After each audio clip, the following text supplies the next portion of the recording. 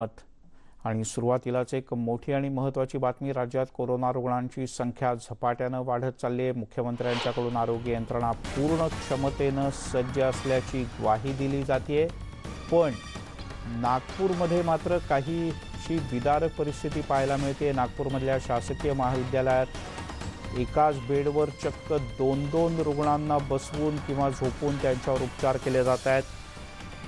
आणि यातही आणखीन धक्कादायक बाब म्हणजे कोविड पॉझिटिव्ह आणि कोविड संशयित असे सगळे रुग्ण एकत्रच ठेवले जात आहेत। एकाच बेडवर त्यातले काही रुग्ण आहेत। राज्याची उपराजधानी असलेल्या नागपुरात बेड्सची कमतरता निर्माण झाली आणि त्यामुळे आरोग्य यंत्रणा कोलमडल्याचं पाहायला मिळत आहे।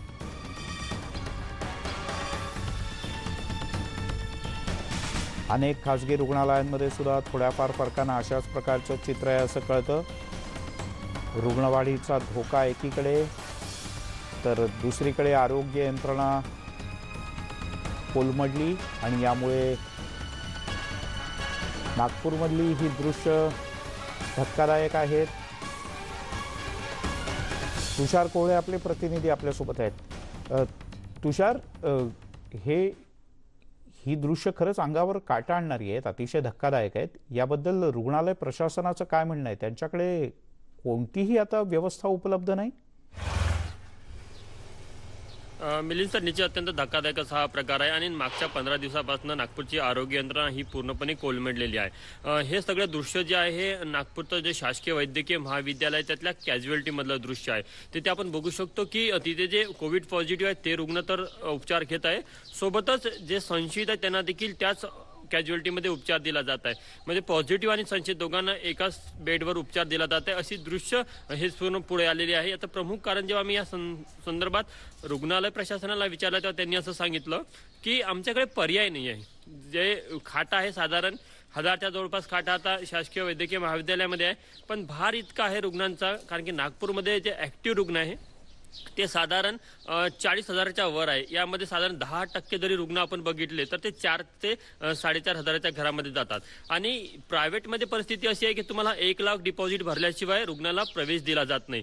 त्यामुळे मग जे इतर मध्यमवर्गीय किंवा गरीब जे रुग्ण आहे ते सरकारी रुग्णालयाचा मार्ग निवडतात आणि जेव्हा सरकारी रुग्णालयामध्ये जातात तेव्हा तिथे असं आहे की बेड उपलब्ध नाही। म्हणजे व्हेंटिलेटर तो सोडा, पण ऑक्सिजन आणि साधे ICU बेड देखील तिथे उपलब्ध नाही। अशा परिस्थितीमध्ये मग रुग्ण गंभीर जरी असला तरी नाईलाजास्त प्रशासनाला ते कॅज्युअलिटीमध्ये उपचार द्यावा लागतो। कुठे कुठे एका बेडवर 2-2 रुग्ण देखील आपल्याला पाहायला मिळत आहे। असाच एक व्हिडिओ एक आठवड्याआधी देखील याच रुग्णालयाचा आला होता, तेव्हा देखील रुग्णालय प्रशासनाने सांगितलं होतं की आमच्याकडे पर्यायी व्यवस्था नाही, त्यामुळे आम्ही काय करायचं हा आमच्या पुढे महत्त्वाचा प्रश्न आहे।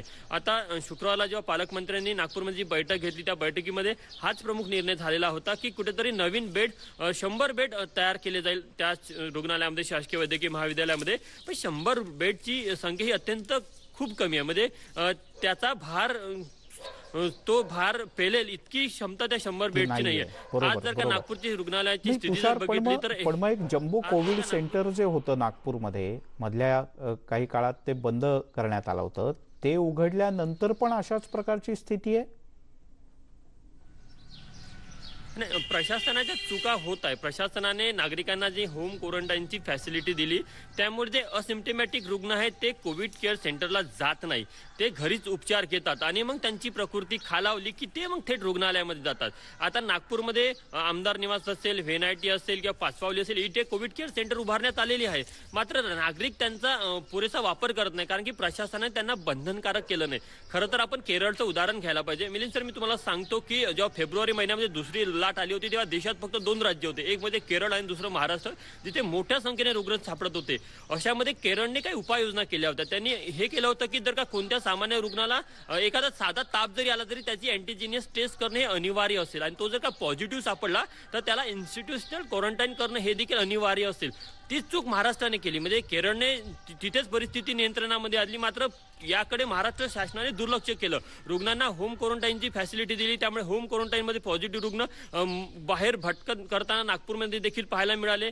एकाच घरी एक टॉयलेट असल्यामुळे त्यांच्या कुटुंबाला संक्रमण झालं। आणि इतकंच नाही तर होम क्वारंटाईन फॅसिलिटी दिल्यामुळे इन्स्टिट्यूशनल फॅसिलिटी बंधनकारक नाही, त्यामुळे रुग्ण याचा फायदा घेतात आणि यामुळे नागपूरमध्ये संक्रमण झालं, नियंत्रणाच्या बाहेर गेलेले। मिलिंद सर, बरोबर, आणि आपण अपेक्षा करूयात की ही दृश्य पाहिल्यानंतर तरी